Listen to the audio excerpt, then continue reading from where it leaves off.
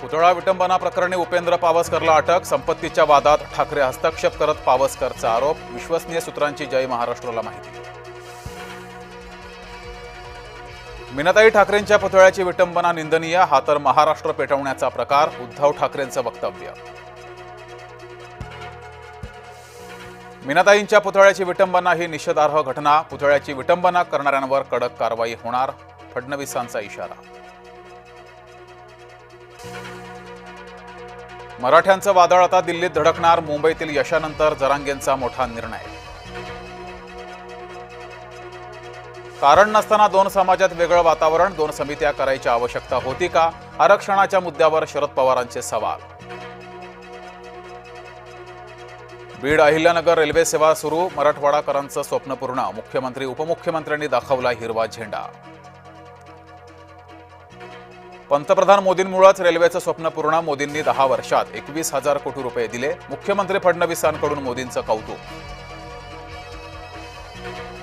मराठवाड्यातील दुष्काळ भूतकाळ करणार. सरकारनं मराठवाड्यात पाणी आणलं. मुख्यमंत्री फडणवीस यांचं वक्तव्य. पंतप्रधान नरेंद्र मोदींचा अमृत महोत्सव. भाजपासाठी मोदींचा अमृत महोत्सव एक भावनिक क्षण. देशभरात भाजपाकडून विविध कार्यक्रमांचं आयोजन. पुण्यात मोदींच्या वाढदिवसानिमित्त ड्रोन शोचं आयोजन. खासदार मुरलीधर मोहोळ यांनी दिल्या खास शुभेच्छा.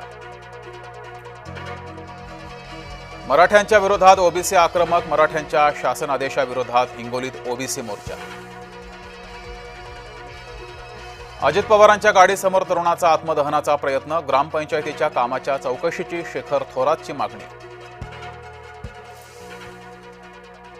मराठा समाजाला आजपासून कुंडी प्रमाणपत्राचं वाटप. हैदराबाद गॅझेटनुसार मराठा समाजाला प्रमाणपत्र. पंतप्रधान मोदींच्या वाढदिवशी माओवाद्यांचे पांढरे निशाण. आम्हाला संघर्ष नकोय. माओवाद्यांकडून महिन्याभरासाठी संघर्ष विरामाचा प्रस्ताव.